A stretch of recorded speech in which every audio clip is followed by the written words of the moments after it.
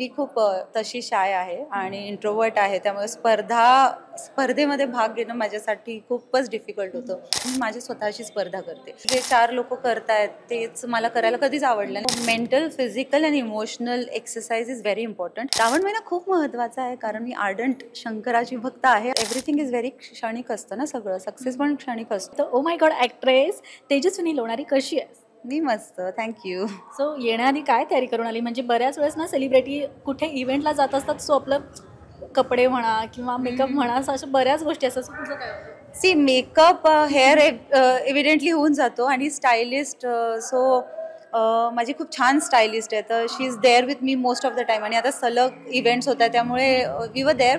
We didn't go out of the way, कारण जे कॅज्युअलच ठेवलं होतं, because it's about those girls, it's about Shravan queen, ज्या सगळ्या कंटेस्टंट. आय थिंक मला असं वाटलं की मी जितकं कॅज्युअल आणि नॉर्मल येऊन त्यांचा हा दिवस आहे तो सेलिब्रेट करायला हवा. So we kept it very casual. Hair makeup तर ते एव्हिडेंटली असतंच सगळं. सो इथे पाहुणे म्हणून तू आलेली आहे. सो ही स्पर्धा पाहताना काय चांगलं वाटलं तुला? खरं सांगू, खूपच कॉन्फिडंट मला सगळ्या वाटल्या आणि टॅलेंट राऊंड मी बघितला त्यांचा. अतिशय उत्कृष्ट डान्स केला त्यांनी, म्हणजे प्रत्येक कोणी डान्स केलं, कोणी स्किट सादर केलं, तर खूप सुंदररित्या सगळा प्रकार होता तो. आणि आय थिंक आत्ताचे कंटेस्टंट खूपच कॉन्फिडंट अँड टॅलेंटेड आहे, तर मला I am very proud of them.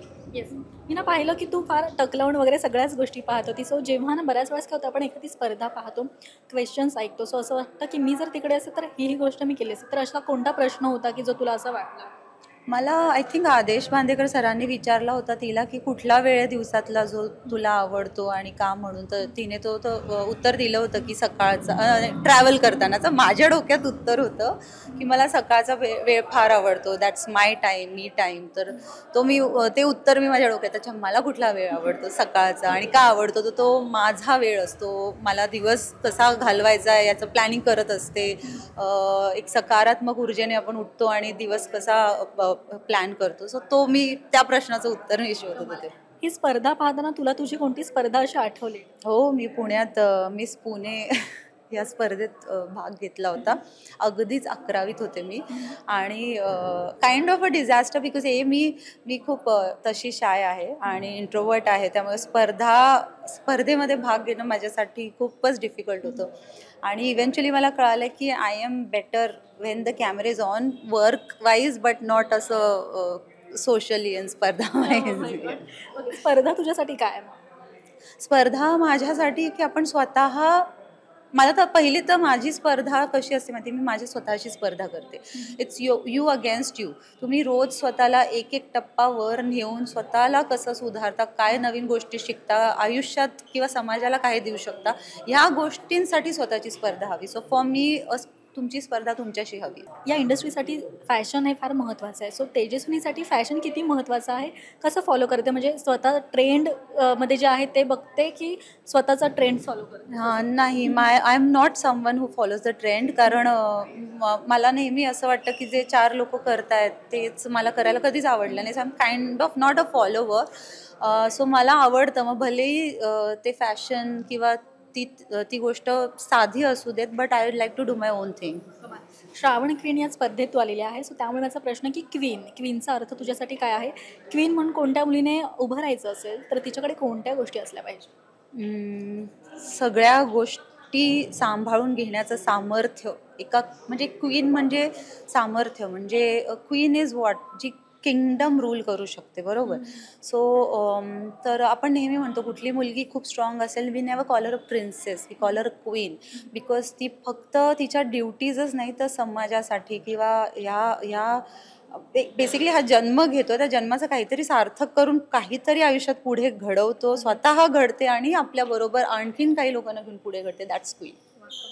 Positive राहण्यासाठी किंवा एनर्जेटिक राहण्यासाठी काय नेमकं तुझं मूलमंत्र काय आहे?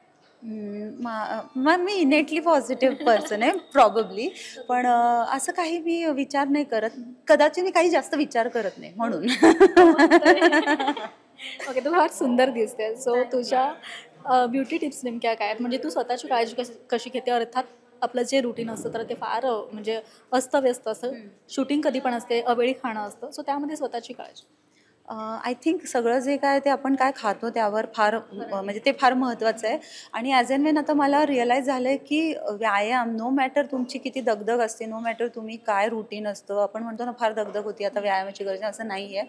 सो मेंटल, फिजिकल आणि emotional exercise is very important. आणि आत्ता मी कुठे जाऊन अवेअर झाले जास्त, मी नेहमी होते पण आत्ता मी ते ती कन्सिस्टन्सी सोडत नाही आहे. तर मला वाटतं ते mental, physical and nutritional these things are very important. Okay, तू हा विषय काढलाच आहे म्हणून श्रावण महिना सुरू आहे. सो फास्ट वगैरे काय करते? श्रावण महिना तुझ्यासाठी किती खास आहे? श्रावण महिना खूप महत्त्वाचा आहे कारण मी आर्डंट शंकराची भक्त आहे आणि आज माझा उपवास आहे.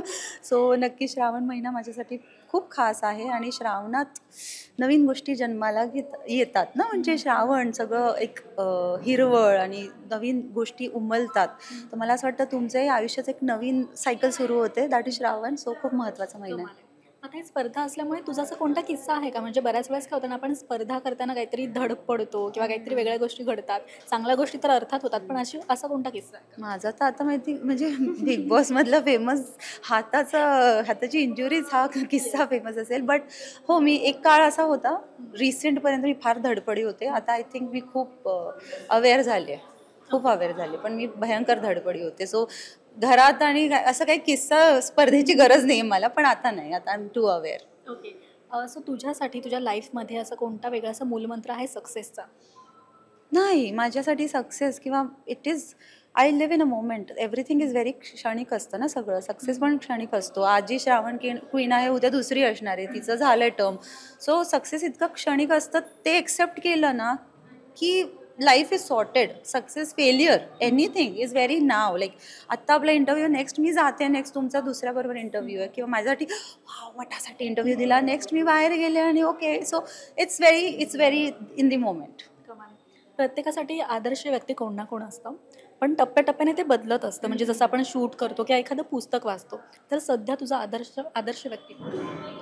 For ever and ever it has been. मला वाटतं ज्या गोष्टी मी माझ्या आईकडनं शिकले ना, त्या कदाचित मी दुसरीकडनं कुठे शिकू नाही शकत, कारण she is an intelligent woman. So छोट्या छोट्या गोष्टी पण शिकले, मोठ्या मोठ्या गोष्टी पण शिकले, काय करायचं शिकले, काय नाही करायचं शिकले, कसं असायला हवं आणि कसं नसायला हवं, सगळंच शिकले. So I think she is the one. बरं, आता तेजस्विनीला यापुढे काय करायचं, कुठे काम करायचं, कोणासोबत काम करायचं, मॅनिफेस्ट काय नेमकं? सो आता मी माझी एक वेगळी वाटचाल सुरू केलेली आहे.